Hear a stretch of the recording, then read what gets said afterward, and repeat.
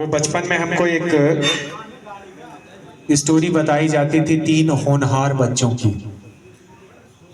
इसमें से 2 होनहार बच्चे अचानक हंस रहे होते थे और एक बच्चा उसमें बहुत सीरियस चुपचाप बैठा हुआ था। अगले दिन जब आए तो देख रहे हैं कि वो दोनों होनहार बच्चे चुपचाप बैठे हुए हैं और तीसरा वाला होनहार बच्चा खूब ठहाके लगा के हंस रहा होता है। नहीं रहा गया तो पूछा गया कि भाई क्या हुआ? कल जब वो दोनों हंस रहे थे तो तुम चुप बैठे थे और आज वो दोनों चुप बैठे हैं, तुम हंस रहे हो। तो उसने बताया कि कल गुरुजी ने एक चुटकुला सुनाया था, इन दोनों को कल ही समझ में आ गया तो ये कल ही हंस रहे थे। मैं जब घर गया, चिंतन किया, मंथन किया, तब मुझे आज समझ में आया और मैं आज हंस रहा हूं। हम ललितपुर वाले संभवतः ये तीसरे कैटेगरी के होनहार बच्चे हैं। आपके 1 महीने के जागरूकता अभियान के बाद शायद हम लोगों को समझ में आएगा कि आपने क्या बताया, किस लिए जागरूक कर रहे थे, तब हम हरकत में आएंगे। इसलिए उत्तर प्रदेश से भिन्न हम लोगों का आंकड़ा हर जगह घटा है और हम लोगों का बढ़ा है। हम लोग इस तरह के होनहार बच्चे हैं। अब क्या करें, उसमें जीन या ब्रीड हमारी है। उस पीड़ा को देख करके सबसे पहले जो सवाल पूछता है वो वहां उपस्थित पुलिसकर्मियों से पूछता है कि इतनी दुर्घटनाएं हो रही हैं, आप लोग क्या कर रहे हैं? अभी ये ड्राइवर पकड़ा जाएगा, तुरंत आप छोड़ देंगे, इन पर कोई कार्रवाई नहीं होती है, इसलिए ऐसा होता है। मैं कल ही परसों एक एसपीएल के यहाँ कुछ बच्चे बैठे हुए हैं, इनसे भी सवाल कर रहा था कि जब कहीं हल्का सा जाम लगा हो और उस जाम में एक सामने वाला थोड़ा सा टकराता है तो हम सबसे पहले बहस किससे करते हैं? तो बच्चों ने बताया जो सामने है। क्यों बहस करते हैं? क्योंकि सामान्य तौर पर या तो वो अपनी साइड छोड़ करके हमारी साइड आ चुका होता है या हम उसके अपनी साइड छोड़ करके वहां जा चुके होते हैं और दोनों के कारण हम आगे नहीं बढ़ पा रहे होते हैं। तो एक साधारण सा कारण है कि अगर वो यहाँ ना आता या अपने साइड में रहता है तो हमें निकलने का अवसर मिल जाता है। मैंने कहा ये शॉर्ट रन कारण है, तात्कालिक कारण है, जिसमें गुस्सा भी सामने वाले पर आता है। हकीकत क्या है? एक तो हमारी जो सड़क की विड्थ है, चौड़ाई है, वो धीरे धीरे करके कवर्ड होती चली जाती है, सकरी होती चली जाती है। उसको हम अतिक्रमण कहते हैं। तो अतिक्रमण के कारण जब सड़क कम हो गई तो थोड़ा भी वो अपनी मोटरसाइकिल चेंज करेगा तो आपकी लेन में आ जाएगा, या थोड़ा सा आप अतिक्रमण करने वाले चाहे दुकानदार बंधु हों और चाहे गृहस्थ हों कि भाई तुमने यहाँ तक सीढ़ी क्यों बढ़ा रखी है? अगर ये सीढ़ी न बढ़ती तो हमारी भी गाड़ी निकल जाती, हमारे इस भाई की भी गाड़ी निकल जाती। लेकिन उनसे हम सवाल नहीं करते क्योंकि वो हमारे चिंतन का विषय नहीं है।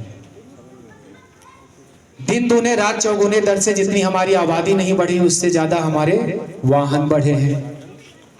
उतने द्रुत गति से हमारे सड़कों का चौड़ीकरण नहीं हो सकता है। हम 5 साल आगे की योजना बना करके सड़कों का चौड़ीकरण करते हैं, नई सड़कें बनाते हैं और उन 5 सालों में सड़क जब तक बनकर तैयार होती है तब तक वाहन हमारे 10 गुना बढ़ चुके होते हैं। वो सड़क भी हमें छोटी नजर आने लगती है, पतली नजर आने लगती है। तो जब इतने द्रुत गति से वाहनों की संख्या बढ़ रही है और ऊपर से अतिक्रमण भी बढ़ रहा है तो ये तो सिटी की जो व्यवस्था है, जो शहर की व्यवस्था है, जो ग्रामीण कस्बे की व्यवस्था है, उसको तो प्रभावित करेंगे ही करेंगे। लेकिन क्या शहरों में इतनी दुर्घटनाएं हुई हैं जिनमें मौतें हुई हों या इतने लोग घायल हुए हों? इनका निरीक्षण परीक्षण बेहद जरूरी है। अभी कुछ ही माह पहले से हमारे एआरटीओ साहब ने डेटा कलेक्शन किया और हमारे जिलाधिकारी महोदय और अपर जिलाधिकारी महोदय के निर्देशन में उस डेटा का एनालिसिस किया गया, विश्लेषण किया गया कि आखिर वो कौन कौन से ब्लैक स्पॉट हैं जहां पर बार बार दुर्घटनाएं हो रही हैं। ताज्जुब की बात करेंगे कि उसमें शहर का एक भी पॉइंट नहीं था, जो भी था सब कस्बे के बाहर के पॉइंट थे। चाहे वो कैलगुआ चौराहा तिराहा हो, रोड़ा गांव हो मसौरा बैरियर गांव हो, विरधा का क्षेत्र हो, बांसी का क्षेत्र हो, पाली का क्षेत्र हो, कस्बे का कोई क्षेत्र ऐसा नहीं है जो हमारे ब्लैक स्पॉट के रूप में चिन्हित हुआ हो जहां पर दुर्घटनाएं घटी। ये यातायात जब वहां होता है, बीच में त्योहार आते हैं, त्योहारों में अक्सर देखने को मिलता है कि भीड़ भाड़ बढ़ जाती है। लोग बार बार कहते हैं कि साहब यहाँ भीड़ बढ़ेगी तो दुर्घटना बढ़ जाएगी।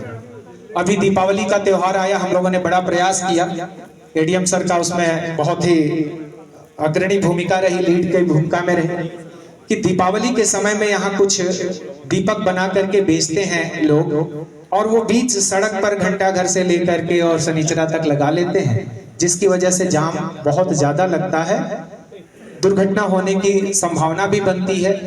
कोशिश की गई कि उसको उठा करके शिफ्ट कर दें हम लोग तुअन ग्राउंड में, तुअन के मैदान में शिफ्ट हो जाएगा तो ये पार्ट हमारा खाली रहेगा। दुहाई हम लोग बार बार देते रहे कि अगर ऐसा नहीं होगा तो किसी की भी जान जा सकती है, कभी भी दुर्घटना हो सकती है। पूरा जब त्योहार समाप्त हुआ तो मैंने पाया कि उस दौरान एक भी दुर्घटना नहीं घटी। तो मैंने एनालिसिस करने पर अपने टीएसआई से फिर बताया कि भाई जहां ज्यादा दुर्घटना हो रही हो वहां जाम लगवा दो, या फिर जहां जाम लग रहा हो, जाम खोलना हो तो वहां दुर्घटना होने दो। दो ही ऑप्शन है हमारे पास। इनवर्स रिलेशनशिप पाया जा रहा है कि या तो आपको हम स्मूथ सड़क दे रहे हैं, खाली सड़क दे रहे हैं, तो आप मौत को दावत दे रहे हैं अपने आप खुलेआम, और अगर भीड़ भाड़ वाली सड़क दे रहे हैं, कंजस्टेड सड़क दे रहे हैं, तो उसमें दुर्घटनाएं नहीं होने पाती।